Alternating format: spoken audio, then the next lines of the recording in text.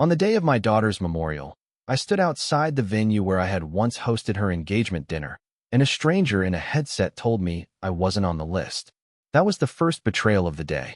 Polite, professional, brutal. "I'm sorry, sir," she said, scanning her tablet. "I don't see your name here." I stared at her, disoriented. I could hear the laughter from inside. Music, wine glasses clinking. "I'm her father," I said. "Victor Alvarez." She glanced at the list again. "I understand, but the guest list was submitted by Mr. Rodriguez. I'm not authorized to let in anyone who's not approved." "Mr. Rodriguez." "Ryan." It took everything I had not to react, not to make a scene. I stepped back, heart pounding, the Colorado winter air stinging my face. Nora, my sister, stood beside me in silence. Her eyes were wide with fury, but her hand gripped mine, a warning not to explode. Inside, through the frosted glass, I saw Linda Rodriguez, Ryan's mother, giving air kisses, smiling her perfect Boulder smile, her pearls gleaming under the chandeliers I'd paid to install. There was a moment, years ago, when Emily wanted this place to be the family spot. Birthdays, anniversaries, baby showers that never came. She said it felt like home, and I had made it so. Now, I was banned from it. The second betrayal came moments later, when Ryan's Instagram story went live. It was a close-up of a cocktail glass, rim salted, a lime wedge perched like a green crown. The caption read, "Live while you can." I stared at the screen, feeling the blood drain from my face. My daughter was dead, in the ground, not even a full month buried. And her husband, the man who'd once sobbed in my kitchen over burnt tamales, who'd called me Pops when he needed help with his taxes, was celebrating with a tequila cocktail and a quote fit for a beach party. Live while you can. I wanted to throw the phone, but instead, I saved the post. The third betrayal, the one that broke something fundamental in me, came from his mouth, loud enough for everyone in the foyer to hear. "They'll try to get in," he told a waiter. "You'll know them. Heavy accents, sad suits, too much cologne. Just steer them to the sidewalk." The waiter laughed nervously. Okay." Ryan smirked. "Trust me, I know their type. Walking ATMs with feelings." It took me a second to register he meant me. I looked down at my shoes. Black leather, polished. The same pair I wore when I walked Emily down the aisle. The cologne was the same too, the one she gave me for Father's Day 3 years ago. The suit wasn't sad. It was quiet, respectful, bought for this day, because I thought my daughter would want me to look proud. And now, I was a joke in a language I'd taught myself to survive in this country. A walking ATM with feelings. Inside, Linda Rodriguez raised a glass. "To resilience," she said, her voice echoing out the open door. "To new beginnings." Someone clapped. Someone whistled. And I stood there, listening to them rewrite my daughter's story without me. I should have left, driven back home, gone somewhere to scream. But I didn't. I stood there for an hour, rooted like stone. Because deep down, I still believed someone would come to the door, realize the mistake, and invite me in. That someone would say, "Emily would have wanted her father here." No one did. Instead, I watched Ryan laugh. A laugh I hadn't heard since before the cancer. Since before the tubes and the nausea and the weight loss he never witnessed, because business trips were too demanding. He held court in the center of the room, surrounded by his startup friends, talking about some new app that helped people optimize grief. That was the term he used. Optimize grief. I turned away. My chest felt tight. My knees buckled slightly. I found a bench near the patio heater and sat, eyes blurry. That's when my phone buzzed. A text. From Emily. I stared at the screen, convinced it had to be a mistake. But it wasn't. Her name glowed in soft white letters. The contact photo was still the one I took the day she got her teaching certificate. Her eyes bright, her smile crooked like her mother's used to be. I touched the notification with trembling fingers. It wasn't from her, not directly. It was a forward from her attorney. A formal document with her signature at the bottom. "This letter is to confirm the revised beneficiary designations for Emily Rodriguez's life insurance policy. Effective immediately, all proceeds are to be directed to the McAllister Teachers Scholarship Foundation and the Colorado Single Fathers Fund. Mr. Ryan Rodriguez is to be removed as a beneficiary with no substitution. This decision was made by the policyholder and confirmed in the presence of legal counsel." I read it twice, then again. Then I put the phone down on my lap and stared at the snow falling around me. That's what Ryan had toasted. That's what live while you can really meant. He had opened his phone that morning and realized he'd been erased. Not by me, not by a judge, but by her. Emily. Quietly. Completely. She had removed him from her future, from her final act. And he hadn't told anyone. But I knew. I knew. And he didn't know I knew. That was my only comfort. I sat there on the cold bench, watching my breath curl in the air like smoke. I didn't move. Didn't speak. I just listened to the laughter inside as they toasted to beginnings built on erasure. As they called me outsider. ATM, accent, baggage. But Emily's message was clear. She hadn't chosen them. She hadn't chosen him. She had left her last truth in numbers, in directives, in final instructions. And she had sent it to me. Not to Ryan. Not to Linda. Not to the guests inside sipping rose under chandeliers I had paid to hang. To me. I didn't share it. Not yet. I let them have their night, their wine, their comfort, because they were celebrating what they thought was freedom. They didn't know it was exile. And I was the only one holding the key to that truth. The drive back to Lakewood was long and cruel. Snow fell in thick, lazy clumps, and the roads glistened with that deceptive sheen that looks harmless until you feel your tires sliding on it. I had the heater turned up too high. My hands were sweating on the steering wheel, but I didn't turn it down. I needed to feel something. Even if it was just the heat trying to burn the cold out of my bones. The dashboard light blinked. Low fuel. I didn't stop. I didn't care. My mind wasn't on the road. It was in numbers. Not memories. Not yet. Numbers. $1,950. That was the amount I'd been transferring every month, without fail, for 4.5 years. Their mortgage. Ryan had called it temporary support when they first moved in. Just until the business finds its footing, he said, grinning like a salesman who thinks charm can hide the rot. I had nodded. Because Emily was pregnant then, or so we thought. The first ultrasound turned out to be a false positive, followed by heartbreak and a D&C I only learned about after the fact. Still, they wanted a home. A future. I couldn't say no. So I paid. Every first of the month, $1,950 vanished from my account like clockwork. That was just the beginning. $12,500. That was the down payment. Ryan's credit was sh*T after a failed tech investment, and Emily's teaching salary wasn't enough to qualify on her own. Don't worry, Pops, he said, clapping me on the back like I was his old fraternity buddy. You'll get it all back once we refinance. They never did. $14,800.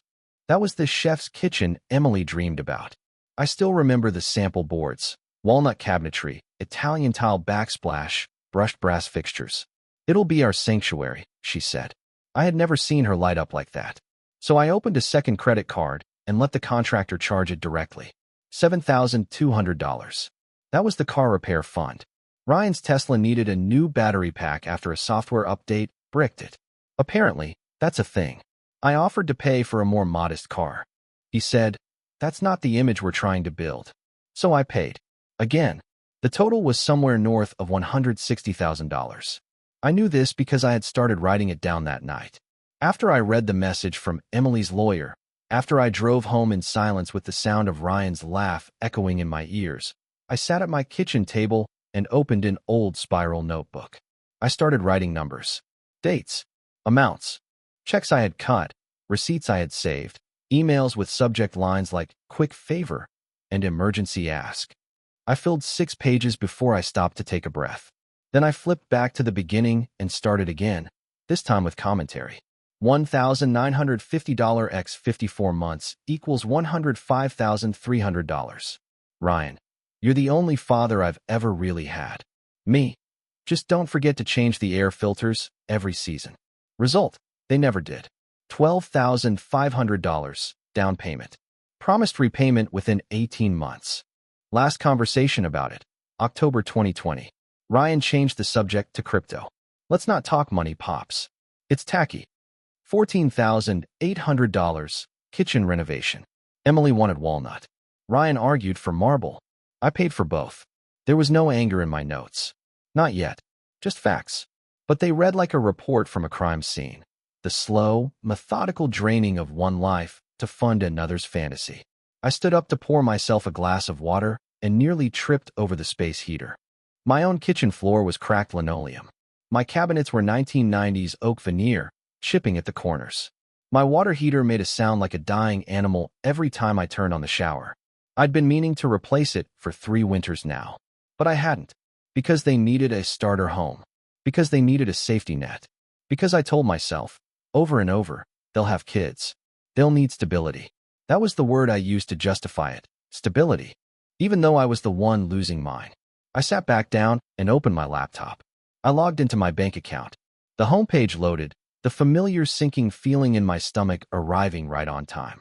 Available balance, $2,416.09. It had once been over $80,000. My retirement, my cushion, my peace of mind, gone. I navigated to the transfers page. At the top was the scheduled monthly payment to R. Rodriguez mortgage. The next one was due in 3 days. I stared at the edit button for a full minute. Then I clicked it. Edit transfer. Are you sure you want to cancel this scheduled payment? I clicked yes. The screen blinked.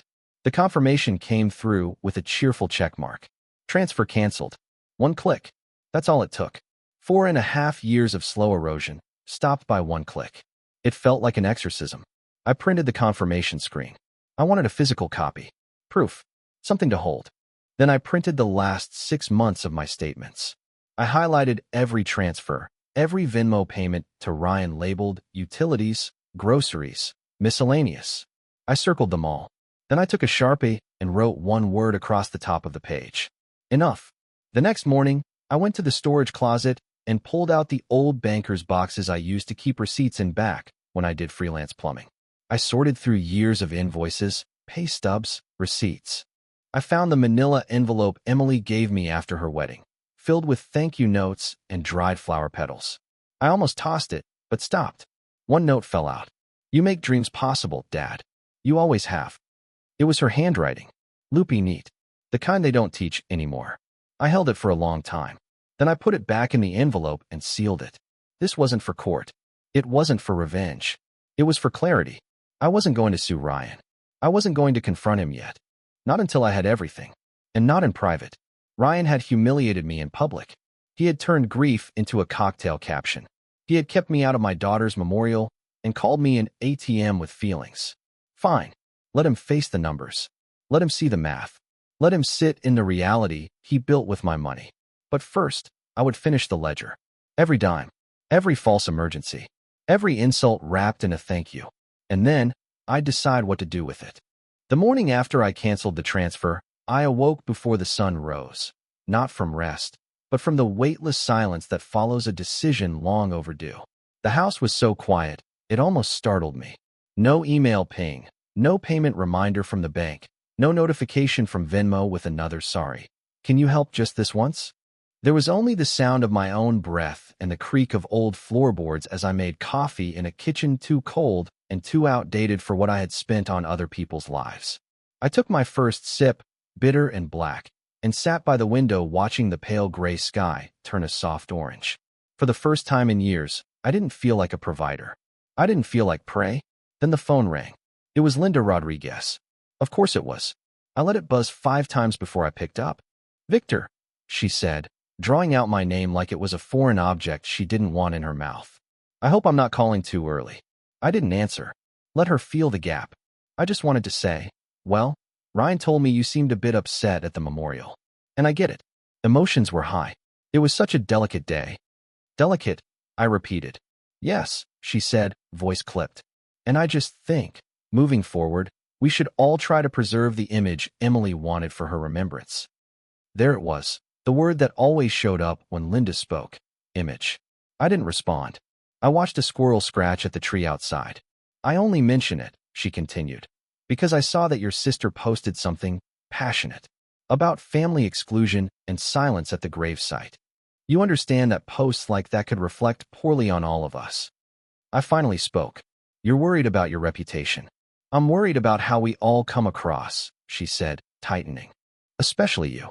I mean, you've always been so earthy, real. But some of your blue-collar stories, they're not always appropriate for, well, proper company. I sat very still. She wasn't even trying to hide it anymore. You're saying Emily's father isn't appropriate for her own memorial, I said quietly. Oh, Victor, Don't be so dramatic, she chirped. We all have our roles to play. Mine is to maintain a sense of refinement. Yours is more the heart, the support. The wallet, she meant. The mule that carries the weight, so the parade looks graceful. I took a slow sip of coffee and said, "Thank you for your call, Linda. I'll be sure not to embarrass the family further." Before she could reply, I ended the call. 2 hours later, Ryan posted a selfie. Black and white filter, hair messy on purpose, holding a steaming mug with the caption, "New beginnings. Grief is a portal." I stared at it. That same morning, the Denver community page had posted photos from the memorial. One picture showed me standing at the glass doors, turned away by the coordinator. The caption read, "Father causes scene at daughter's remembrance. Security steps in." I hadn't spoken, hadn't raised my voice, hadn't even been inside. But the story had already been written. I was the angry outsider, the over-emotional father who didn't know how to behave among proper company. I didn't comment. I didn't argue. Instead, I opened my laptop and created a folder on my desktop. I named it The Record. Inside it, I began saving everything. **TS of texts and transactions, photos of renovations, Instagram posts, even thank you notes from Emily. I uploaded the message from her lawyer, the one that erased Ryan from her life. I added the transfer confirmation I'd printed the night before, and I created a spreadsheet. Column A, date. Column B, transaction. Column C, amount. Column D, category. Column E, quote. In the quote column, I began filling in the things Ryan had said over the years. We're all going to win big if this app takes off. Think of it as investing in your grandkids.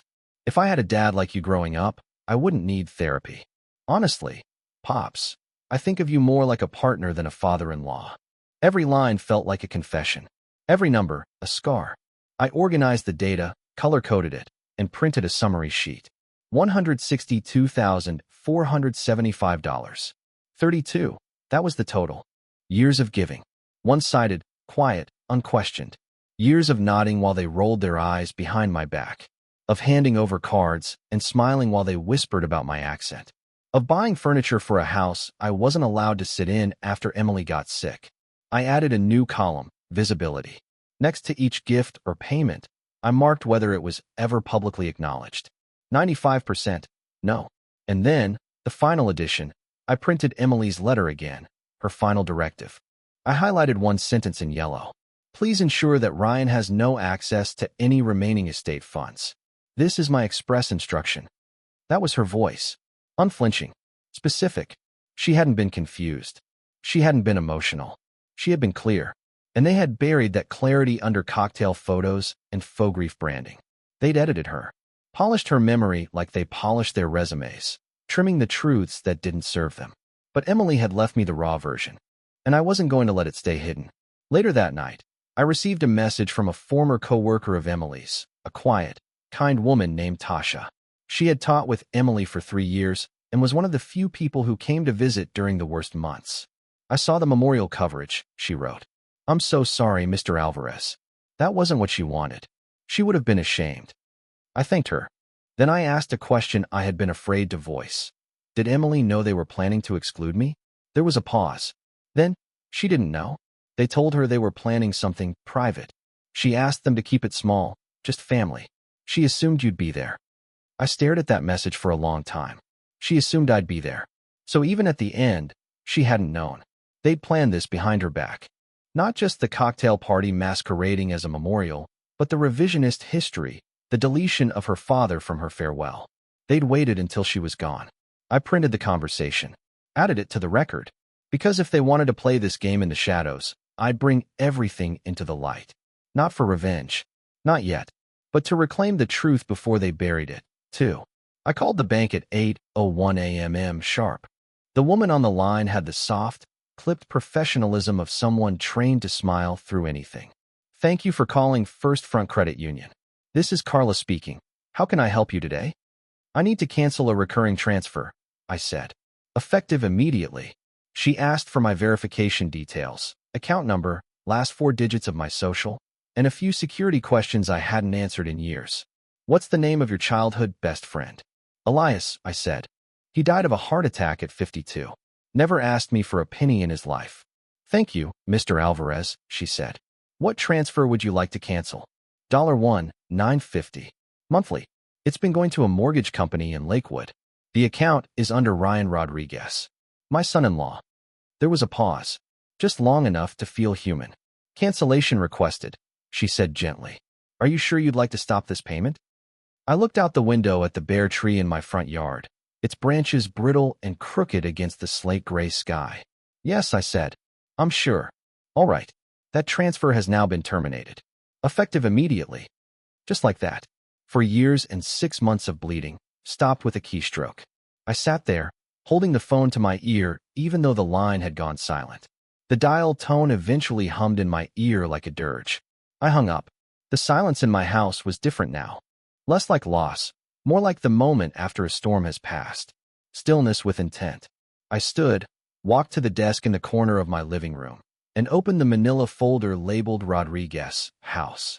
Inside were receipts, estimates, contractor bills, and 2 photos of Emily beaming in front of her new stainless steel refrigerator, a $3,400 model with a touchscreen and an ice dispenser that broke twice in the first year. I pulled everything out and laid it on the table. Then I added the bank transfer confirmation from earlier that morning. I took a pen and wrote across the top. No more. I spent the next 5 hours assembling what I would later call the evidence book. It wasn't legal. It wasn't official. It was for me. For clarity. For when they came crawling back with sweet voices and empty pockets. Every chapter had a title. Chapter 1, The Mortgage Myth. It opened with the first wire transfer I ever made to their lender, dated May 1st, 2019. Ryan had come to my house that morning, all gratitude and buzzwords. Think of it as a bridge loan, he said. We just need a few months. Once the company starts scaling, we'll be golden. The company never scaled, but I paid anyway. I included their mortgage statements, each with my name nowhere to be found, even though I paid every one. Chapter 2, The Kitchen That Never Cooked. Emily had wanted a sanctuary, a place where food and family and future come together, she'd said. I paid for the walnut cabinets, the quartz counters, the double oven she used once for Thanksgiving. I included the quote from the contractor, $14,800, and the final bill, paid in full by a card under my name. Photos of Ryan grinning in front of the stove were pasted beside it. He didn't cook. He said it clashed with his startup schedule. Chapter 3, The Car They Couldn't Afford. A black Tesla Model 3, leased in Ryan's name. Financed by panic texts to me when payments lapsed. I can't lose the car, Pops. It's part of the image. I had transferred $7,200 over 18 months to cover it. I included *TS of the Venmo requests. You the best. Lifesaver. Family first. I printed every one. Chapter 4, The Lies. This was the shortest but most important chapter. It held the *TS of Ryan's posts after Emily's death, the cocktail photo, the New Beginnings caption, the quote about grief being a portal. I included the message from Emily's lawyer, the one where she removed him from her life insurance. I highlighted the date. It was sent the night before her death. Ryan had been celebrating his erasure. To the public, he was the grieving husband. But behind the filters and curated captions, he was already moving on, financially and emotionally. I printed all the comments from his followers. So strong. Such a beautiful tribute. Emily would be proud. I circled each one in red ink. False. False. False. Then, I took a breath and sealed each chapter in its own envelope. I didn't know what I was going to do with them yet. But I knew this. They weren't for me. They were for them. For the friends who toasted Ryan's resilience. For Linda and her garden club, who praised his poise. For the donors at the McAllister Foundation Gala, where he would undoubtedly perform a grieving speech about carrying on Emily's light. I was going to send them the truth. If they wanted to praise a man who spent my daughter's last days rehearsing an exit strategy, they were going to see the receipts first. But that would come later. For now, I had a different task. I opened my browser and typed in Denver Living Magazine, a lifestyle blog, big on real estate, restaurants, and reputation.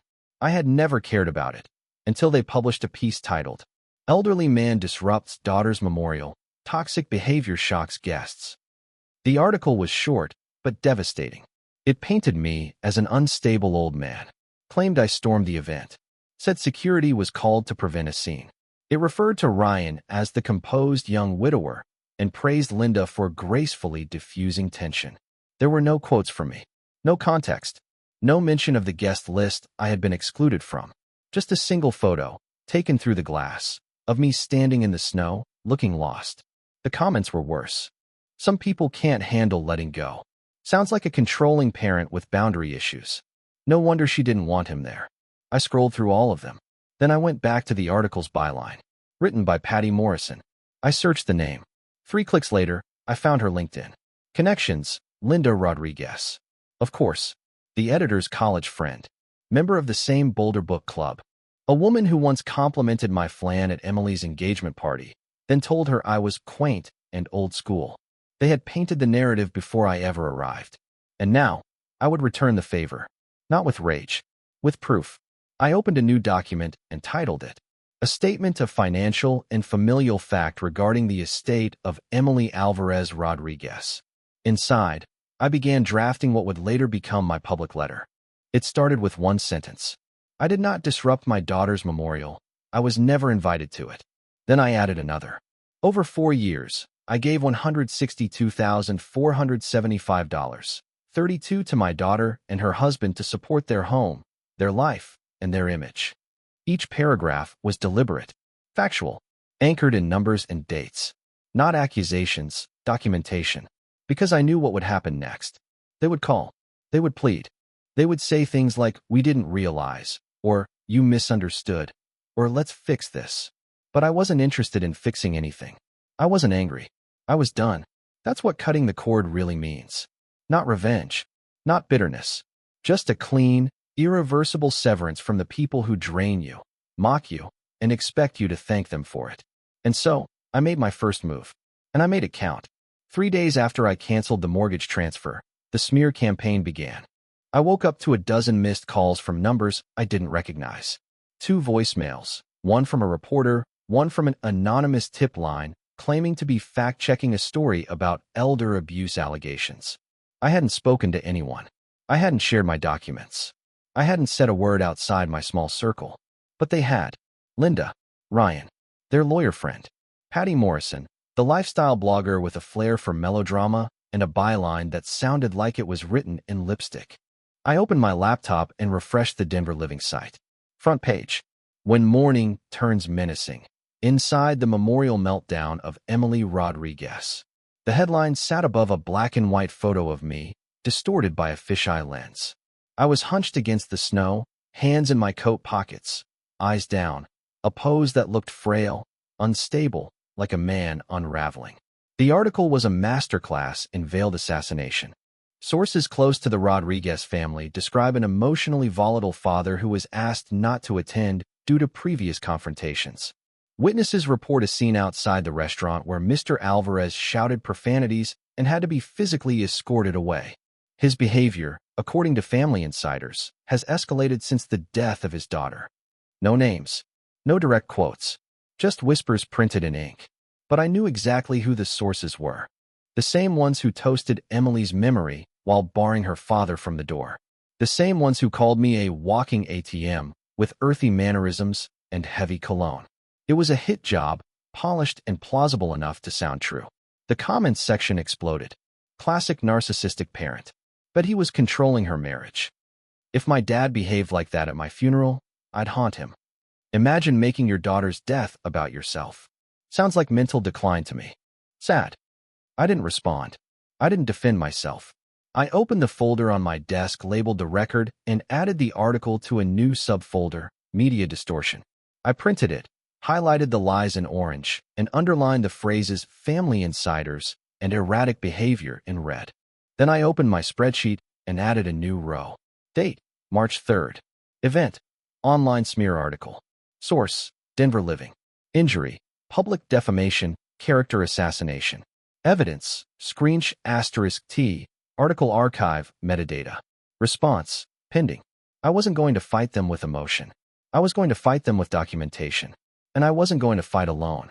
I called Tasha, Emily's coworker, the one who had reached out after the memorial. Did you read it? I asked. She didn't even need me to explain. Yeah, she said. I saw. It's disgusting. Did Emily ever tell you about her relationship with Ryan in the last year? Tasha hesitated. She didn't want to burden me. But yes, she knew he was pulling away. She told me he was already planning trips for after she passed. Did she ever mention excluding me from the memorial? Never, she said. She thought you'd be the one giving the speech. I closed my eyes. Would you be willing to write that down? Absolutely, she said. I'll send it tonight. That evening, I received a signed letter on Tasha's school letterhead. She detailed Emily's last conversations, her desire for her father to be involved in her remembrance, her concerns about Ryan's distance, her exhaustion at Linda's image policing. I printed it and added it to the record. Then I did something I hadn't done in years. I went on Facebook. My profile had been dormant since 2016. The last post was a picture of me and Emily at her graduation, both of us laughing, my arm around her shoulder, her cap askew, joy unfiltered. I uploaded the photo again, this time with a caption. They said I shouted, that I was unstable, that I disrupted my daughter's memorial. The truth is, I was never allowed in. My name wasn't on the list. I stood in the snow while the people I once called family drank cocktails and took selfies. I have the receipts, and I'll be sharing them soon. Then I attached a PDF. 6 pages. A preview of the record. Mortgage transfers. Kitchen bills. *TS of Ryan's New Beginnings post. The insurance letter. Tasha's testimony. I didn't need a journalist. I had the internet. Within an hour, the post had been shared over 1,000 times. People commented not just from Denver, but from across the country. You have every right to speak. Thank you for showing the truth. My father wasn't allowed at my sister's wedding for similar reasons. These people are toxic. Protect this man at all costs. Let the fire begin. But it was one message, sent privately, that changed everything. From a woman named Natalie Green. Mr. Alvarez, I work in legal compliance at the insurance agency where Emily's policy was filed. I can't say much, but I thought you should know. Ryan tried to contest the payout. He claimed she was confused when she signed the revision. We denied it. The policy was airtight. But he tried. I stared at the message, heart pounding. He had tried to undo her last wish, to claw back money she had taken from him with her final breath. He failed. But now I understood what the smear was about. He wasn't just erasing me. He was trying to invalidate her. Her voice. Her choice. Her final act of truth. I replied to Natalie. Thank you. That means more than you know. She wrote back one line. Make sure people hear her story. So I did. Over the next week, I uploaded one chapter at a time from the record.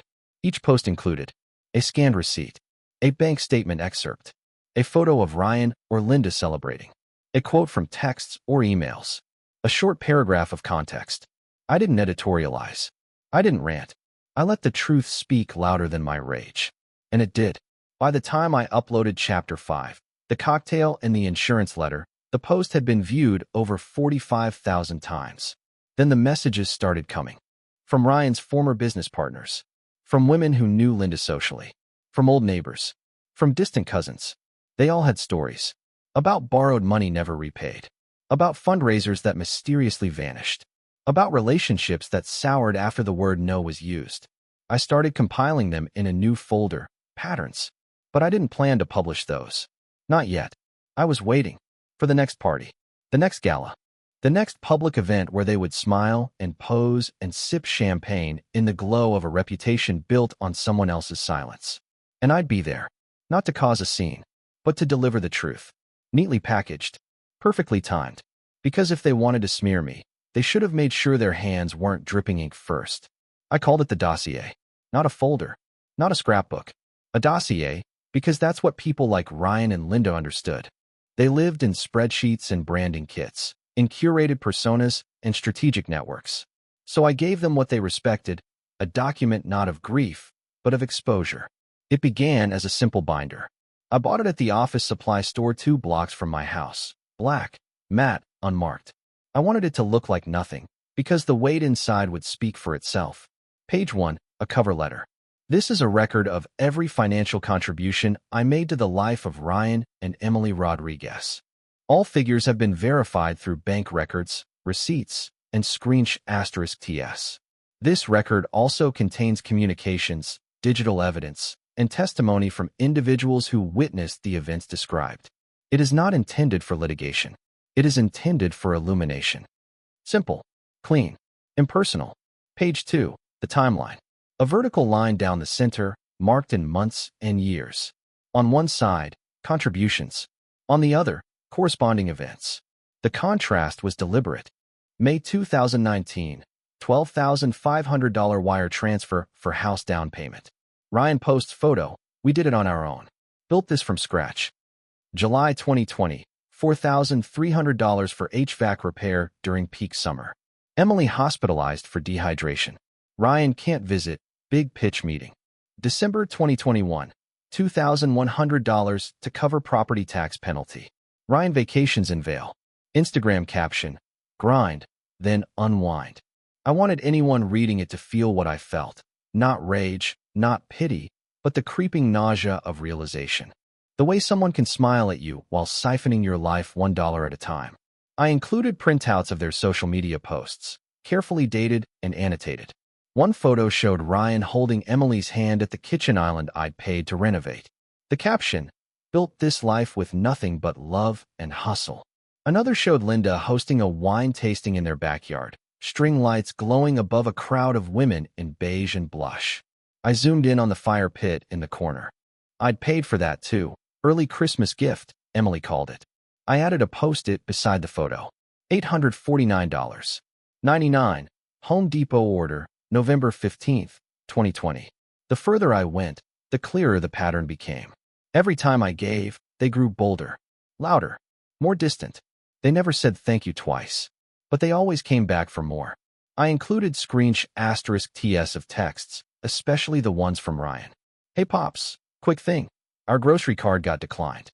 Can you spot us $200 until Friday? Ugh, the HOA is nuts. Need to handle a leak before they fine us. Can you Venmo $350 today? I promise we're close. Emily's been so emotional lately. It's all just a lot. You've always been our anchor. That was his word. Anchor. I had clung to it like a compliment, as if it meant strength. Now I saw it clearly. It meant dead weight, sunk beneath their boat, so they could float and shine. But the centerpiece of the dossier, the climax, was Emily's letter. It was only a paragraph long, but I printed it in bold, on heavy stock paper, and gave it its own page.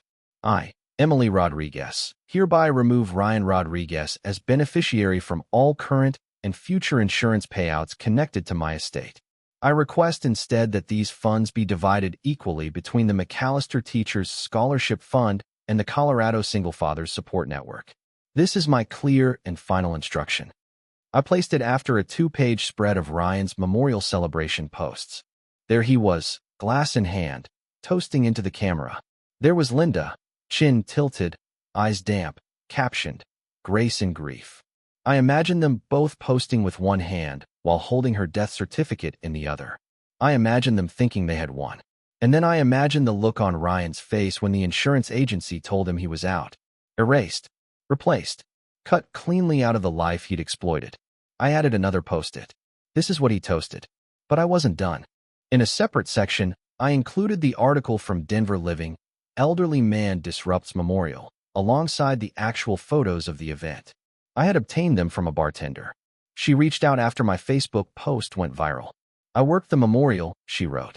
You didn't make a scene. You didn't even come in. But I heard what Ryan told the manager. He said not to let you in, that you were unstable and would ruin the tone. It made me sick. She sent me 10 photos. In the background of 2 of them, you could clearly see Ryan pointing toward the door, whispering to staff. In another, Linda was laughing with the editor of the article, Patty Morrison. I recognized her from the byline and the book club photos I'd found online. They were clinking glasses, smiling.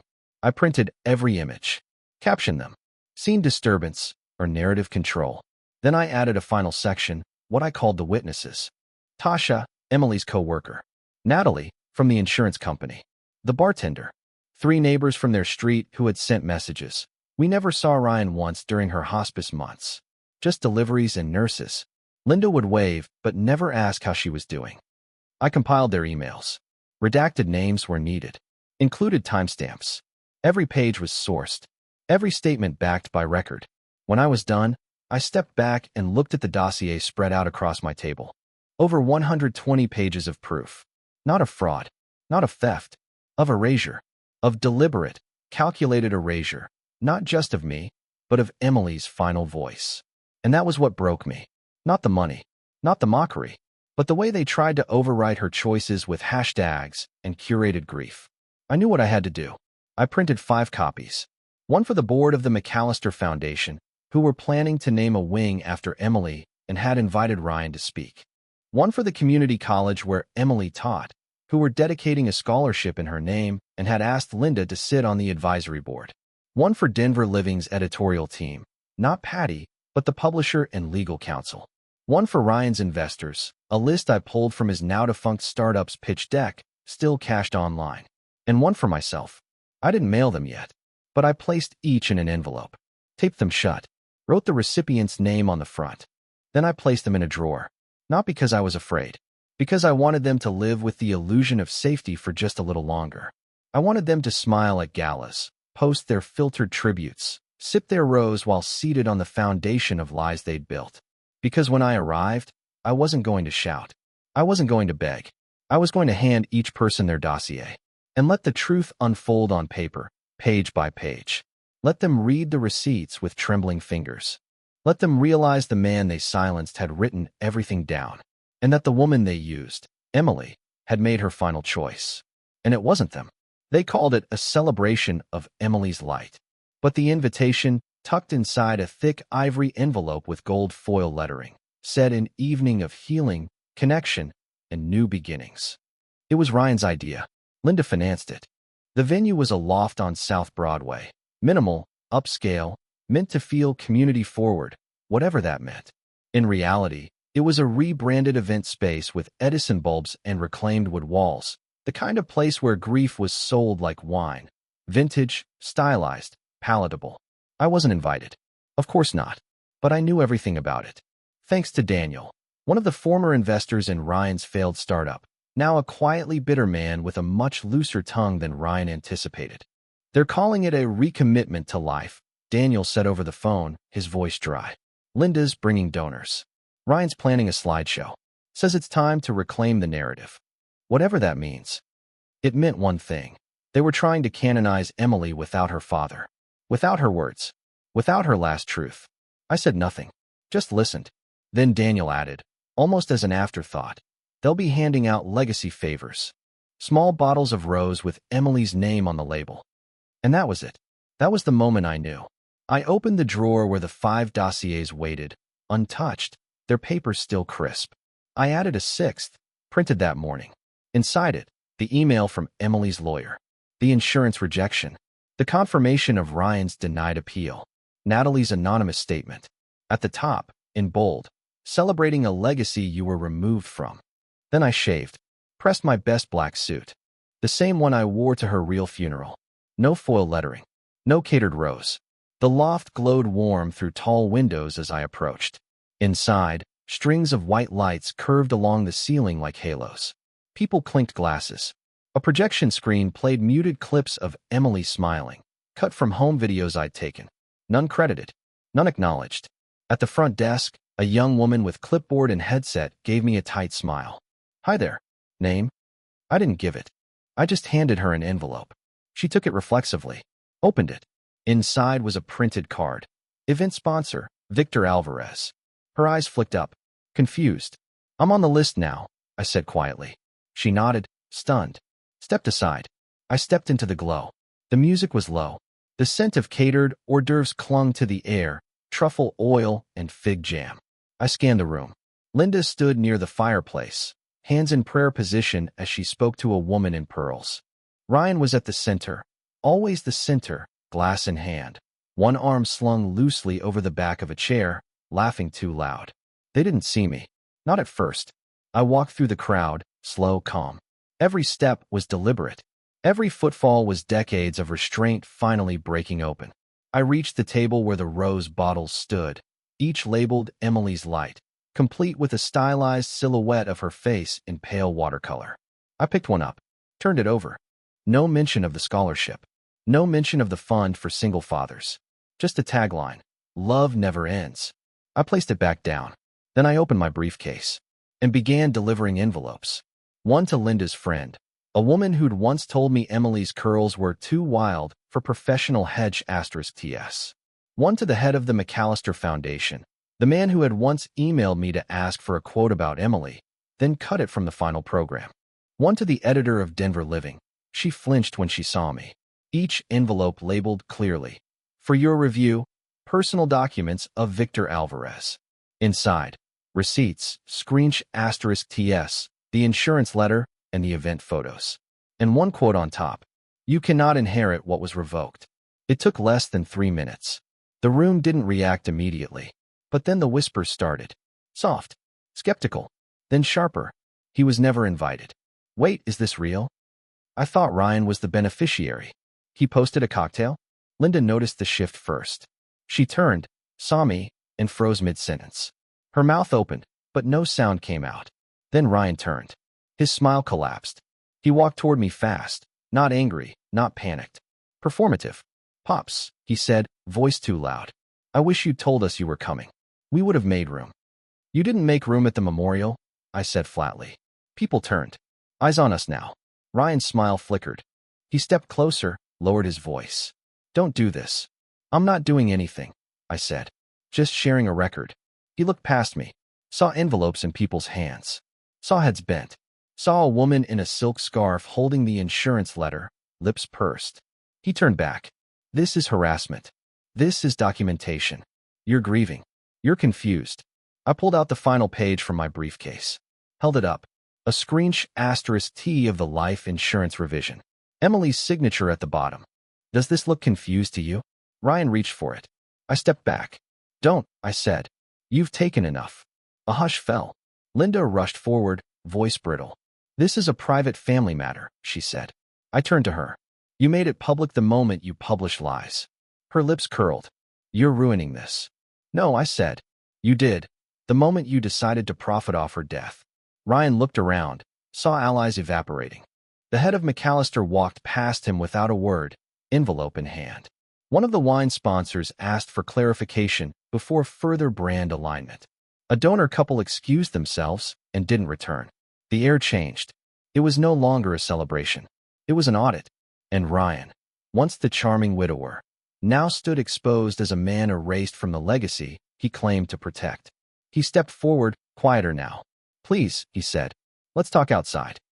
"I have nothing left to say," I replied. He looked at me. For the first time, really looked, and I saw it. Not guilt, not grief, panic. He was losing control of the narrative, of the image, of the flow of money and sympathy and soft power that he'd wrapped around himself like a second skin. And I had just ripped it off. I turned, walked toward the door. No one stopped me. No one asked questions. They had the documents. Let them read. Let them sit with their complicity. Let them scroll through the curated posts and compare them to the ledger I left behind. Because truth doesn't need hashtags. It just needs to be printed. Ryan's voice cracked mid-sentence, brittle and sharp like a snapped violin string. It cut through the room just as the last envelope was opened. All around us, heads turned. Hands clutched heavy paper. Wine glasses stilled midair. The crowd had fallen into that specific kind of silence. Not absence of sound, but its suppression, held breath, and disbelief sharpening at the edges. I turned to face him. His face was flushed, jaw tight. The same man who'd once performed his grief for donations and filtered likes now looked stripped raw, not of pain, but of control. The curated shell was gone. What remained was a man standing in the ruins of his own narrative. "It's all fabricated," he said, louder now, voice rising. "These documents, they're taken out of context." I took a breath, slowly reached into my jacket pocket, pulled out my phone. A black case. No cracks. I opened the Photos app and mirrored the screen to the loft's wall-mounted projector, the one they'd used minutes earlier to play Emily's smiling slideshow over ambient music. Now, silence thickened into dread. On the wall, a *T, timestamp, February 12th, 5:42 p.m. Emily's funeral had *N at 5:30. The image, Ryan's cocktail. The caption, "Live while you can." Gasps, whispers. I swiped. Next image, the email from Emily's attorney. Dated February 11th, 9:18 p.m. Please confirm removal of Ryan Rodriguez as beneficiary. All proceeds to be redirected per Ms. Rodriguez's instructions. The date glowed in bold. People shifted. Some stepped back. A man near the bar muttered, "Jesus Christ." Ryan's voice lowered to a strangled hiss. "You can't just show private documents. You made our family public the moment you used her death to promote yourself," I said. Linda appeared beside him like a shadow, her voice softer but soaked in poison. "Let's take this offline, Victor. You've clearly misunderstood." A woman from the scholarship board cut in, her voice calm but cutting.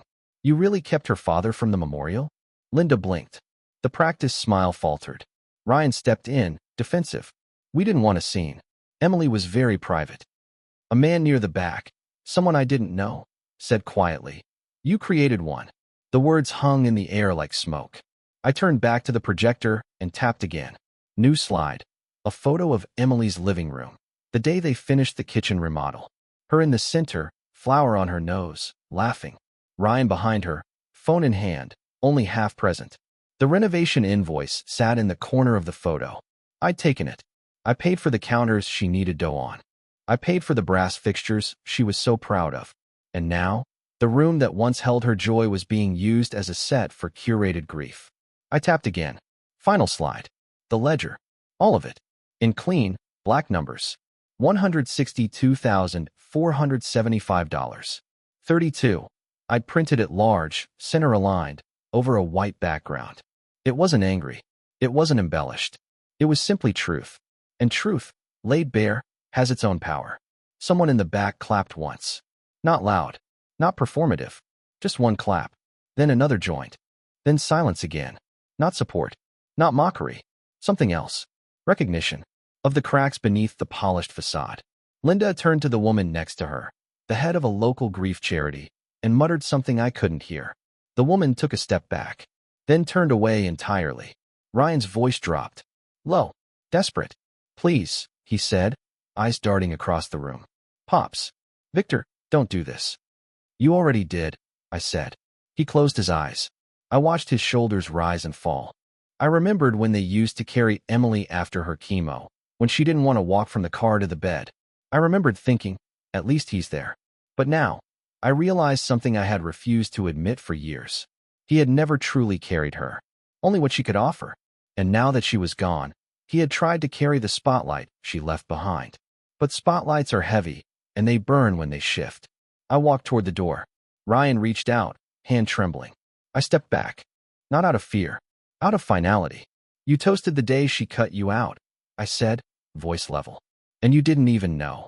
He dropped his hand like it weighed too much to hold. "I made mistakes," he whispered. "So did I said. "But mine didn't erase people." I left the loft to the sound of silence, the only honest thing in that room. Outside, the cold hit my face like a baptism. Clean, brutal, clarifying. I didn't drive straight home. Instead, I stopped at the grocery store, bought a single bottle of Emily's favorite wine, a cheap red she'd discovered in college. Not curated, not marketed, just hers. I went home, took off the suit, changed into a sweater she once gave me for Christmas. Still smelled faintly of cinnamon from her apartment years ago. I sat at my kitchen table, worn, uneven, poured a glass, and raised it. "To peace," I whispered. Not revenge, not vindication. Peace. The kind that comes when you stop financing your own humiliation. The kind that follows a long silence. Not because you were silenced, but because you were gathering every fact, every name, every date. The kind of peace that tastes like truth, dry and unsweetened. By March, the bill came due. I don't mean the invoices I'd compiled, or the $162,475 I would never see again. I mean the real bill, the one life sends after years of unchecked entitlement. It doesn't come by mail. It arrives in silence, in desperation, in phone calls that go unanswered. It arrived for Ryan in the form of an eviction notice. The Lakewood house, Emily's house, was 3 months behind on payments. I knew this not because Ryan told me, but because the HOA sent a public lien notice and a neighbor sent me a photo with a simple message. "Just thought you should know. They said you were still paying." That lie collapsed quietly. And then, the calls began. First Linda. Then an unknown number I traced to Ryan's work. Then Ryan himself. I didn't answer. Not because I didn't want to hear them beg, but because I already had. Every time I'd handed over a check. Every time I'd stayed silent when they erased me from my own daughter's life.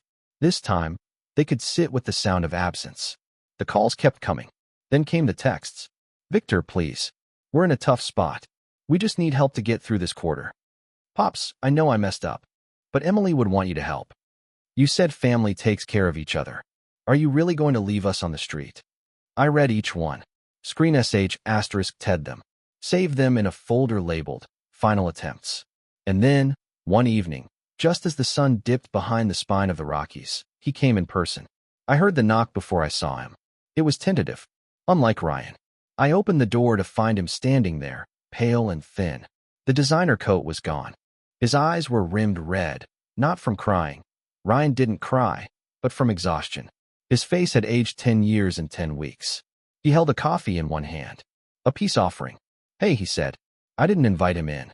He looked over my shoulder, into the house he'd once visited as a son-in-law, back when Emily was alive and I was still useful. Can we talk? He asked.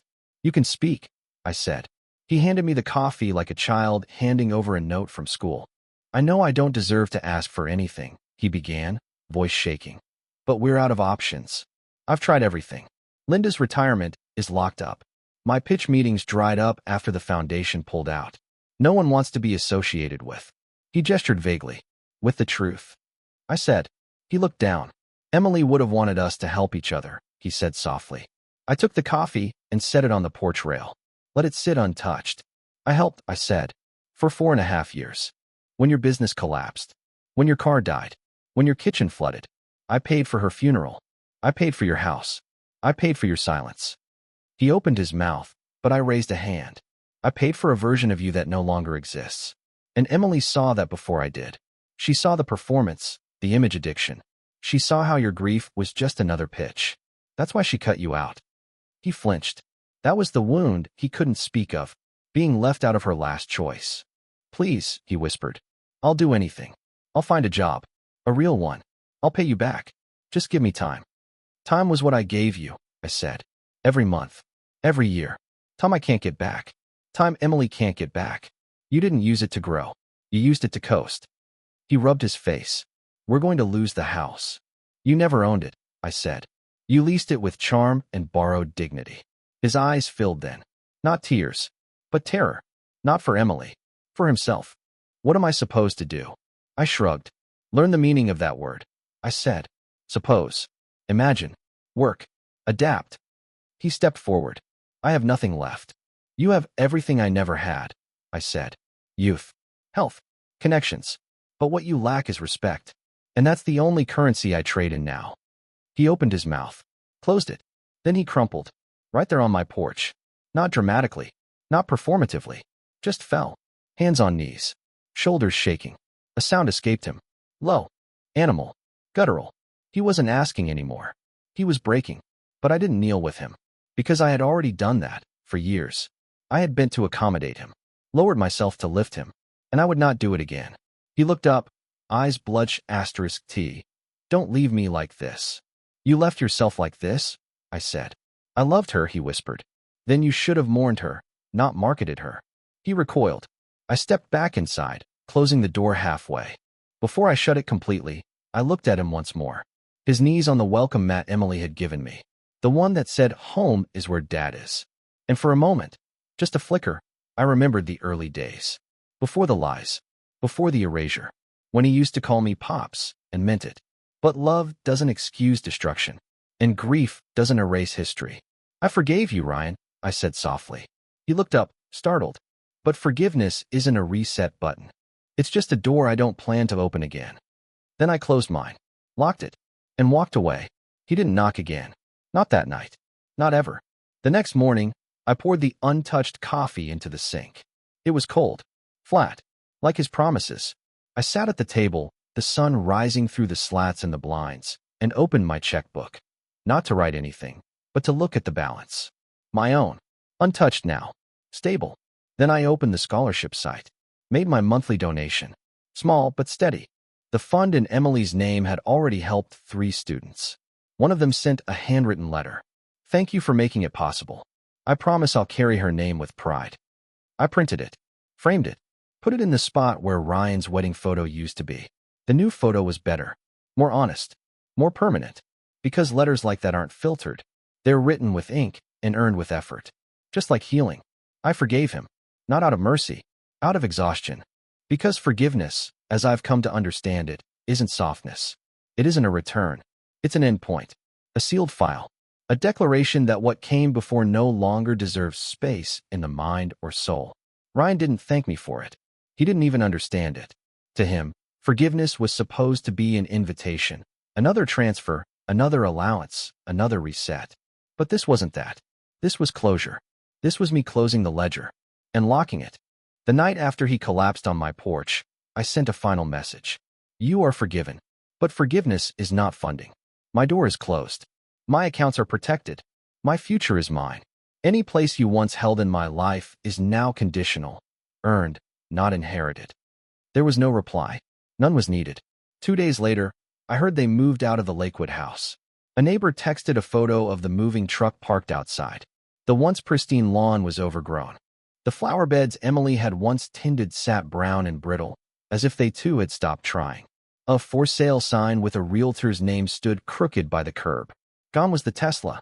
Gone were the patio lanterns, the fire pit, the curated life. I didn't feel joy. I didn't feel vindication. I felt stillness. The kind that follows a storm so long and so loud that silence feels like music. I shifted my energy, redirected it toward the only things untouched by their taking. The scholarship Emily had chosen. The fund for single fathers. The quiet kind who don't post about their pain, who do the work and never ask for thanks. I made a list. Monthly donations. Volunteer shifts.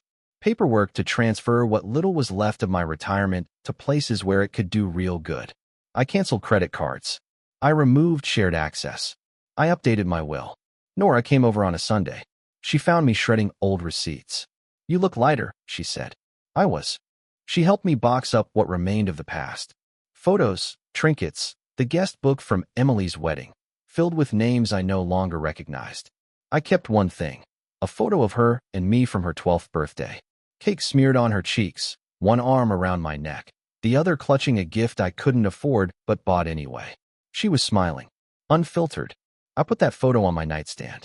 The rest went in a trunk marked archive and sealed with duct tape. Ryan tried once more. Weeks later, a letter, handwritten, folded into 4 uneven quarters and delivered by mail, as if distance could make it heavier. He said he was trying to understand how everything went so wrong. That he loved her. That he wanted to build something she'd be proud of. That he missed our Sunday dinners. He asked for a second chance. For lunch. For conversation. For closure. I wrote one line on the back of his letter and mailed it back. You got your closure when the bank got your keys. I didn't hear from him again. Linda? She vanished. Retreated into her network of curated friends and safe brunches. Someone sent me a screenshot tea from her Instagram, a close-up of tulips and a cappuccino captioned, "Healing isn't linear." The comment beneath, from one of her followers, sending love, strong lady. They always called her strong, because she looked composed in grief, because she said the right things in the right voice with the right pearls. But strength isn't in the display. It's in the refusal to be erased. Strength is saying no when it costs you your family. It's waking up alone in a house full of memories and choosing not to call the people who made you feel like a wallet with legs. It's building a new life in the debris of your old one, not because you want to, but because you must. That spring, I started a new tradition. Sunday dinners. Not with Ryan. Not with ghosts. With my sister Nora. With her grandkids. With neighbors who asked nothing of me except to bring flan. I sat at tables where no one watched the clock, waiting to ask for something. Where no one called me pops for access. Where my presence, not my account, was the gift. We laughed. Real laughter. The kind that doesn't echo in hollow rooms filled with strategic smiles. The kind Emily used to make when she was young and still believed everyone who said family first meant it. I stopped checking Ryan's accounts. Stopped looking for updates. Stopped wondering whether he learned anything. Maybe he did. Maybe he didn't. That's not my burden anymore. The final shift came in April. I stood on my porch, coffee in hand, and watched the neighborhood stir to life. A bird landed on the railing. Same spot where Ryan once placed his apology cup. I watched it fly away. Free. Unbothered. And for the first time in years, I felt the same. Free. Not wealthy. Not repaired. But whole in a way I hadn't been since Emily's diagnosis. Because pain doesn't disappear. It just stops owning you. Later that day, I got a call from the Scholarship Foundation. They wanted to name the next cohort after her. Not the Rodriguez Scholars. Not legacy recipients. Just the Emily Fund. I said yes. They asked if I'd like to speak at the ceremony. I said no. Because some stories are best told not through words, but through the absence of them. Through the spaces where someone once sat and is no longer welcome. Through the quiet rebuilding that follows betrayal. Through the lives you touch after deciding your pain is not your prison. That night, I poured a glass of wine. Not rose. Not branded. Just red. Cheap. Emily's favorite. I stood by the window, glass in hand. Raised it toward the night sky. To you, I whispered. And to no longer paying to be included. Then I drank. Not to forget, but to remember on my own terms.